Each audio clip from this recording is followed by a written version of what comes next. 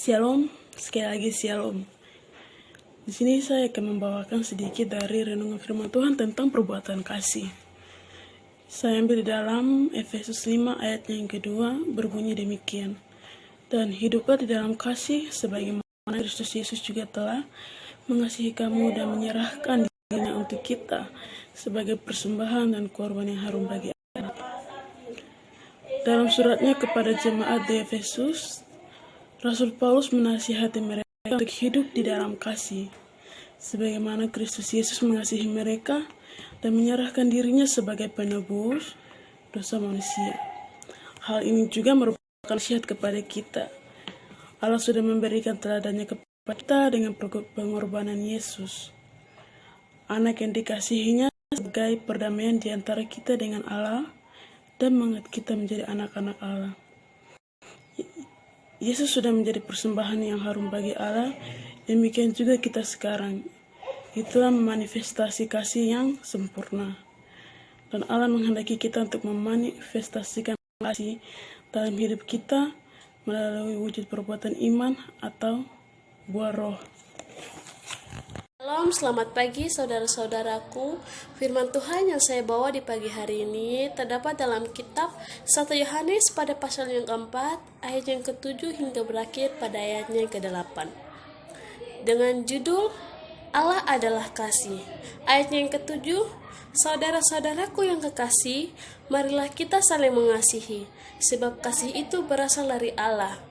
Dan setiap orang yang mengasihi lahir dari Allah dan mengenal Allah. Ayat yang ke-8, barang siapa tidak mengasihi, ia tidak mengenal Allah, sebab Allah adalah kasih.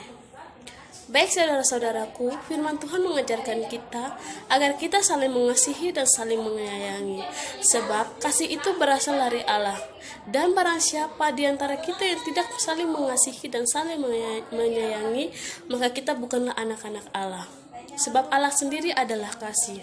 Kasih itu tidak suka marah, kasih itu tidak cemburu, kasih itu sabar, dan kasih itu begitu besar. Demikian firman Tuhan yang saya bawa pada pagi hari ini.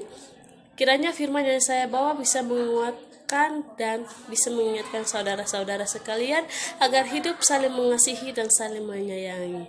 God bless you. Selamat hari Minggu. Di sini saya akan membawa dalam kitab Efesus 5 ayat 6. Judul atau trikop taat dan kasih. Hai anak-anak, taatilah orang tuamu dalam Tuhan, karena harusnya demikian Allah. Amin. Paulus mengajar para orang suci cara melawan pengaruh-pengaruh jahat. Dia juga mengajar mereka cara perkuat hubungan keluarga.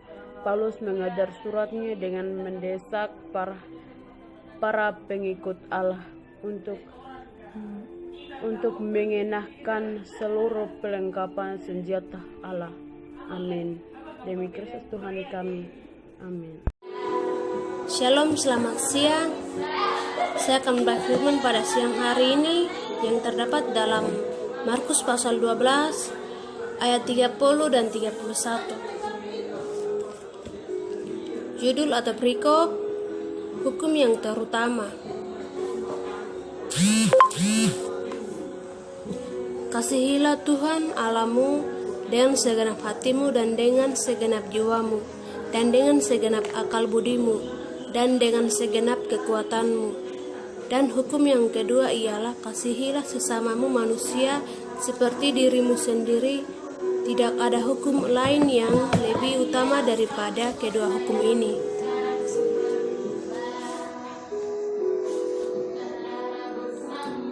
Di sini saya ambil contoh, kita menolong sesama, menyayangi guru seperti menyayangi orang tua sendiri, dan membantu kedua orang tua dalam melakukan pekerjaan rumah dengan senang hati, itu sudah masuk perbuatan kasih.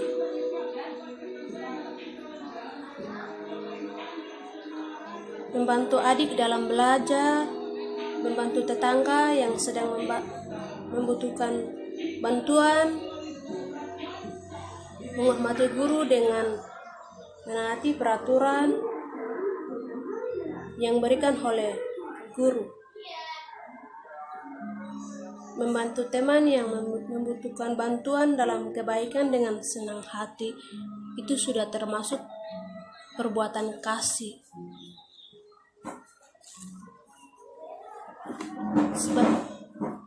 Sebab kasih itu memberi tanpa harus meminta kembali. Sekian dan terima kasih. Shalom.